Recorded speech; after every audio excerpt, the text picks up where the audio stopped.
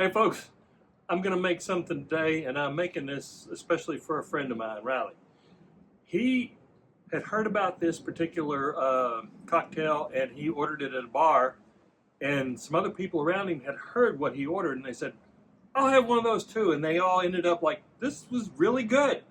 And it's called an Oklahoma Dirty Martini. It actually is made with Miller Lite beer, olive brine, and some olives for a garnish, kind of like a dirty martini, except uses Miller Lite instead of vodka or gin.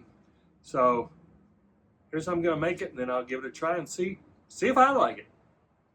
Okay, here's how I'm going to make this. Got a chilled glass. This is approximately 10 ounces, so I'm only going to pour about 8 ounces of beer in it first. And then got half an ounce of olive brine. Then I'm going to add 8 ounces of the Miller Lite.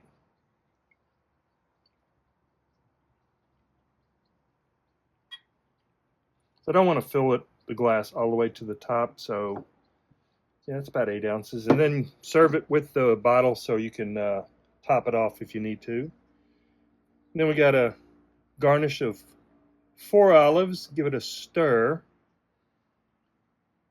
And that's an Oklahoma Martini. Let's give it a taste. Well, an Oklahoma Dirty Martini. Let's give it a taste. Pretty straightforward.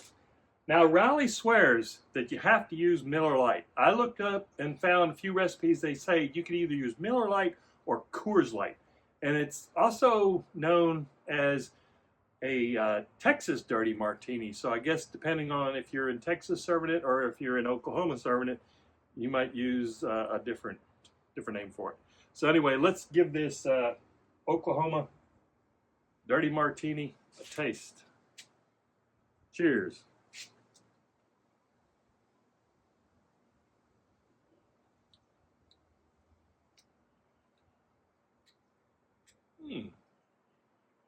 Get another taste of that.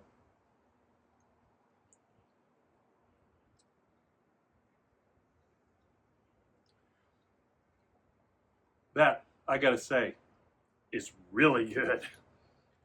And my favorite part is the olive garnish. That is a really good cocktail. Thanks for the inspiration, Riley. Well, there you have it, folks. The Oklahoma or Texas Dirty Martini. Thanks for watching.